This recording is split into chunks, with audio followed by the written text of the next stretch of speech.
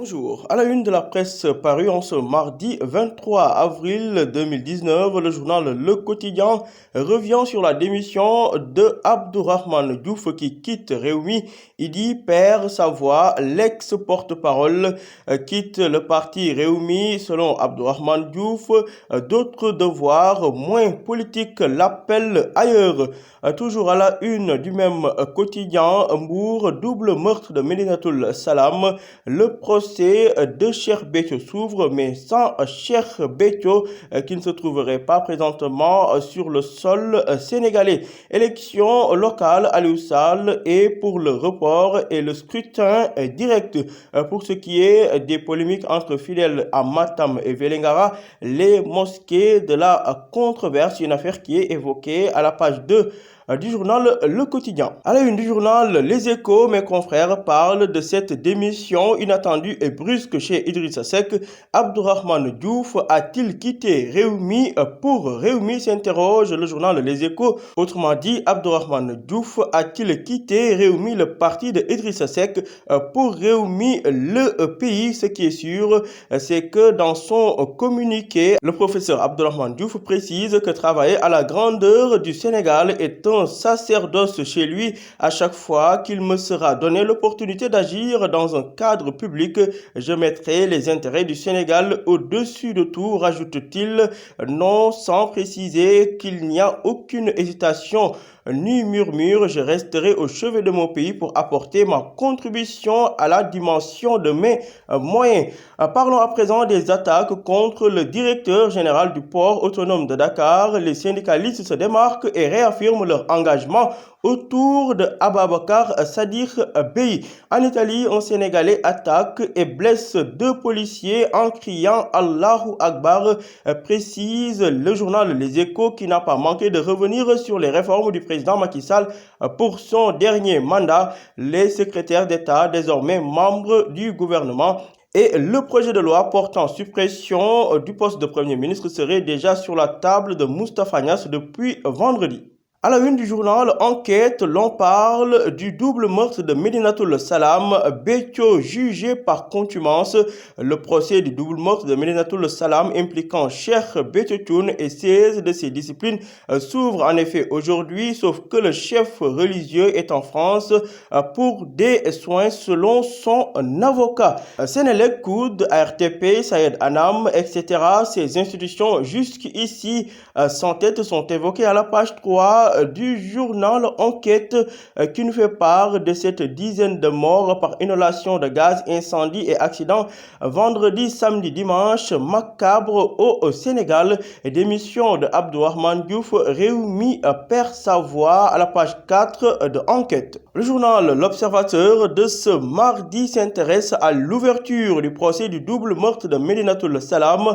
Cheikh Béthio lâche ses co-accusés, titre le journal L'Observateur. À Bordeaux, pour des raisons sanitaires, le guide des Tiantakoun a déposé un dossier médical sur la table du juge. L'Obs revient sur une tuerie barbare qui avait fait à l'époque 2 morts et 21 accusés, dont le chef sous liberté provisoire depuis février 2013. Travaux à Keur Momar, Dakar, encore privé d'eau pour 48 heures. Pour ce qui est du cas de Pascal du président Macky Sall, le chef de l'État a engagé les travaux de réhabilitation de la cathédrale de Ziguinchor et la réfection du toit de la basilique de Popenguine. Tout cela à lire en détail dans le journal L'Observateur. À la une de Vox Populi, série de tragédies, week-end pascal macabre au Sénégal.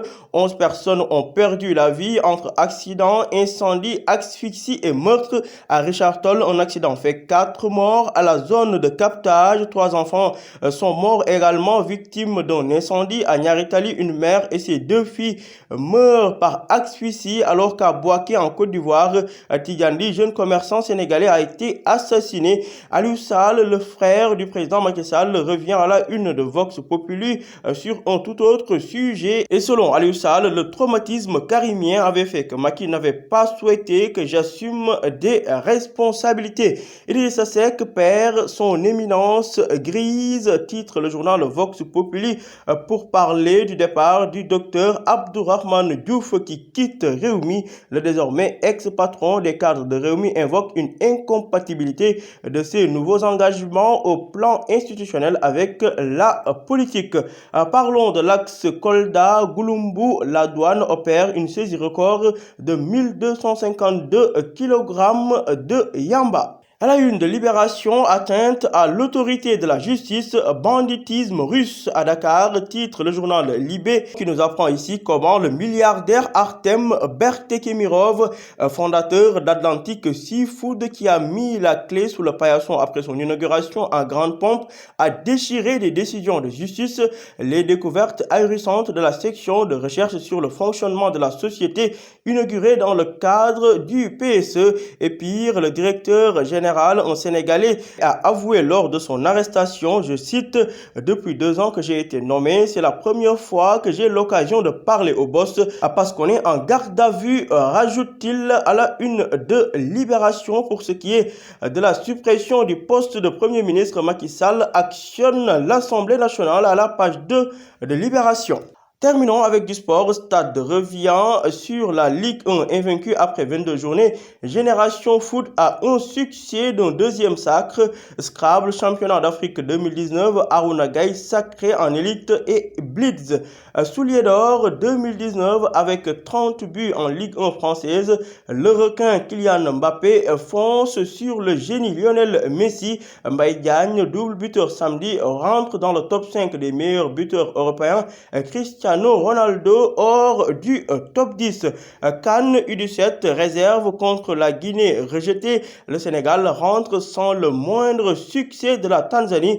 Premier League nommé pour le titre de meilleur joueur de la saison. Sadio à grands pas vers le ballon d'or africain. À vos journaux et bonne lecture.